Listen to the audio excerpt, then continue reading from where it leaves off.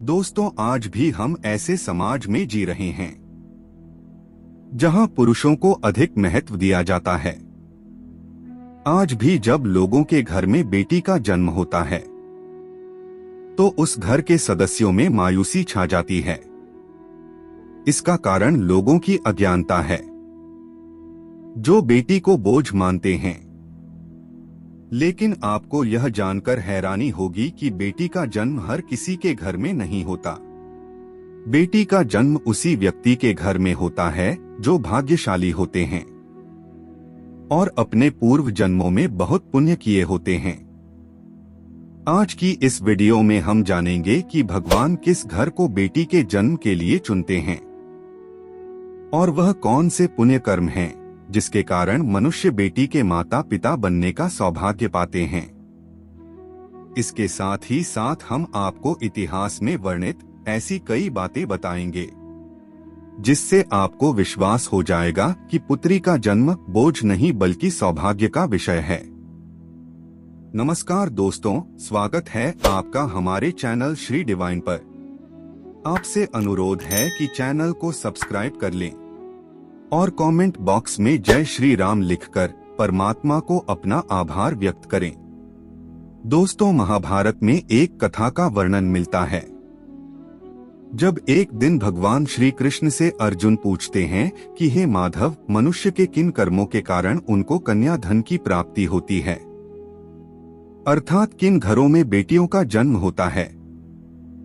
तब भगवान श्री कृष्ण अर्जुन से कहते हैं कि हे पार्थ, किसी भी घर में पुत्र का जन्म भाग्य से होता है, परंतु पुत्रियों का जन्म सौभाग्य से होता है। जो भी स्त्री या पुरुष अपने पूर्व जन्म में अत्यधिक पुण्य कर्म किए होते हैं, उन्हें ही पुत्री के माता पिता और सगे संबंधी होने का सौभाग्य प्राप्त होता है। इतना ही नहीं, पुत्रियों के जन्म के लिए उन्हीं घरों को चुना जाता है जो पुत्रियों का भार सहन कर सके, क्योंकि तीनों लोकों में स्त्री अर्थात पुत्रियां ही ऐसी होती हैं जिनका भार हर कोई नहीं उठा सकता, क्योंकि जिस पुत्री को कई वर्षों तक अपना मान कर रखा जाता है, एक दिन उसका दान कर पाना सबके लिए संभव ही नहीं होता। वो पुत्रियां ही होती हैं जो घर वालों और अपनों की खुशी के लिए अपना हर एक चीज न्यौछावर कर देती हैं। हे अर्जुन, जिस दिन इस सृष्टि में बेटियों का जन्म होना रुक जाएगा, उस दिन सृष्टि भी ठहर जाएगी और इस सृष्टि का अंत हो जाएगा। दोस्तों, जब आप भगवान श्री कृष्ण की इन बातों पर गौर करेंगे तो आपको समझ आएगा कि उनका कहना कितना सही है, क्योंकि अगर इस संसार में पुत्रियां ही नहीं होंगी तो ना वंश आगे बढ़ेगा और ना ही ये सृष्टि। कई लोग कहते हैं कि हिंदू इतिहास में स्त्रियों का महत्व नहीं है, जो बिल्कुल गलत है। और जिस इतिहास में स्त्री का महत्व नहीं है, वह इतिहास हमारा है ही नहीं। धन की देवी लक्ष्मी हो, दुर्गा हो या घोर रूप में महाकाली हो, नारी सर्वस्व पूजनीय है। दोस्तों, कहते हैं कि लड़कियां लड़कों से कम नहीं। इस बात की पुष्टि हमारे धर्म ग्रंथ भी करते हैं। वशिष्ठ जी की पत्नी माता अरुंधति ने वरुण देव और इंद्रदेव को ब्रह्मा ज्ञान दिया था। सभी धनुर्धर की भांति द्रौपदी भी शस्त्र विद्या जानती थी। इतना ही नहीं, महाभारत में वर्णित है कि द्रौपदी अर्थशास्त्री थी और युधिष्ठिर के राजकार्य में सहयोग करती थी। यह असत्य है कि हिंदू धर्म में लड़के लड़कियों की इज्जत नहीं की जाती थी, क्योंकि द्रौपदी के वस्त्र छूने पर पूरे कौरव मिट गए और माता सीता के हरण से सोने की लंका जला दी गई। दोस्तों, जब रामायण में भगवान राम शिव जी का धनुष तोड़ देते हैं तो राजा जनक विवाह के लिए दशरथ जी को बुलावा भेजते हैं। दशरथ जी आकर जनक जी को प्रणाम करते हैं। आजकल आप देखते होंगे कि वर पक्ष के लोग ज्यादा घमंड में रहते हैं। वह लड़की के माता पिता को खुद प्रणाम करना अपना अपमान समझते हैं, जबकि राजा दशरथ के प्रणाम करने पर जनक जी उन्हें मना करते हैं तथा अत्यंत सरल भाव से कहते हैं कि आप दूल्हे वाले हैं, बड़े हैं, अयोध्यापति हैं, श्रेष्ठ हैं, ऐसा ना करें। तब दशरथ जी कहते हैं कि बड़े तो आप हुए क्योंकि आप दाता हैं और मैं याचक, आपकी पुत्री का दान हम लेने आए हैं, इसलिए बड़े आप हुए। हाँ दोस्तों, लड़की के पिता को गर्व होना चाहिए कि वह देने वाले हैं। शास्त्रों में बताया गया है कि मृत्यु के बाद पुत्र पिंड दान करें, तभी पिता को मुक्ति मिलती है। परंतु एक लड़की के पिता जब उसे अच्छा वर देखकर उसकी शादी कर देते हैं, तभी उनकी 21 पीढ़ियों को मुक्ति मिल जाती है। इसलिए हमेशा अपनी पुत्री को प्रेम दें, जिसने आपके घर में जन्म लेकर आपको पुण्य का भाग्य बनाया है। आपने भी कई लोगों को कहते हुए जरूर सुना होगा कि जिस घर में बेटी का जन्म होता है वह घर स्वर्ग के समान होता है, क्योंकि बेटा तो केवल एक कुल को रोशन करता है, लेकिन बेटियां 2 कुलों को रोशन करती हैं। माता पिता के घर वह एक बेटी के रूप में अपना उत्तरदायित्व निभाती है और ससुराल आकर बहू के रूप में अपने कर्तव्य का पालन करती है। आजकल आप सुनते होंगे कि बहू बेटियां किसी की मृत्यु हो जाने पर उसका पिंड दान नहीं कर सकती, लेकिन यह बिल्कुल भी सही नहीं है, क्योंकि रामायण में बताया गया है कि प्रभु श्री राम के पिता राजा दशरथ की जब मृत्यु हो गई तो माता सीता अर्थात राजा दशरथ की बहू ने ही उनका पिंड दान किया था, जिससे उन्हें जन्म मरण के इस चक्र से मुक्ति मिल गई थी।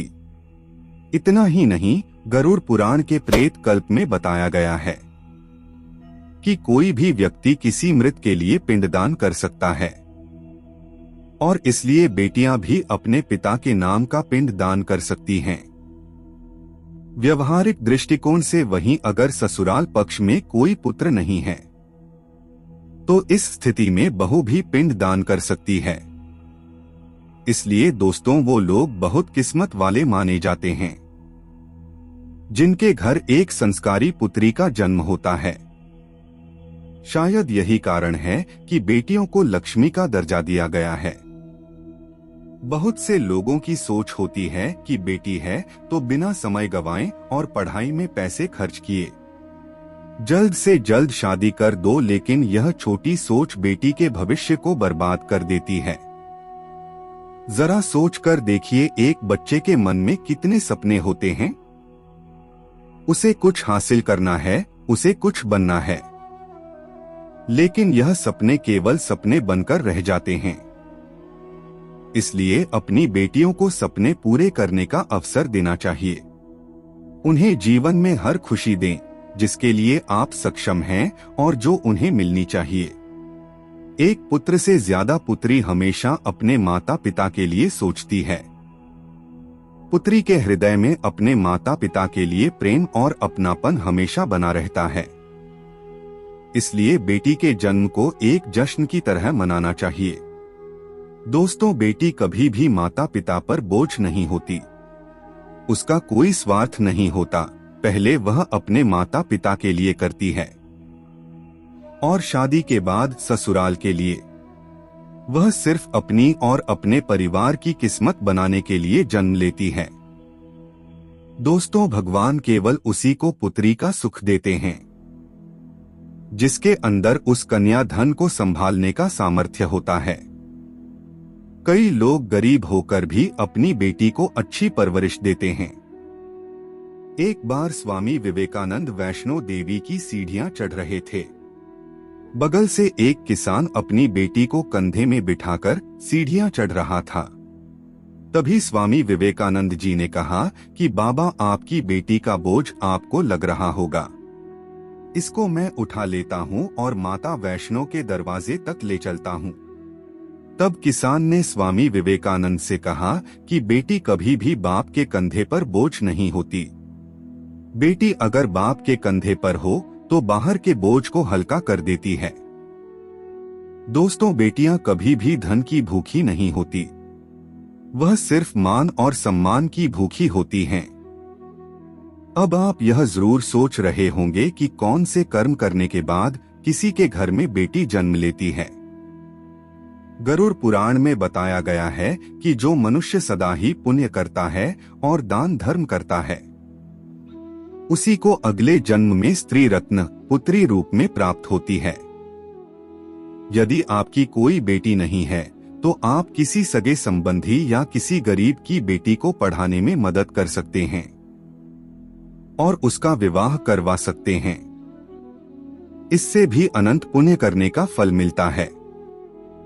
दोस्तों, उम्मीद करता हूं कि आपको समझ आया हो कि बेटियों के जन्म के लिए भगवान किस घर को चुनते हैं। अगर यह वीडियो आपको अच्छी लगी हो तो वीडियो को लाइक करें और अपने बंधु बांधवों को शेयर करें।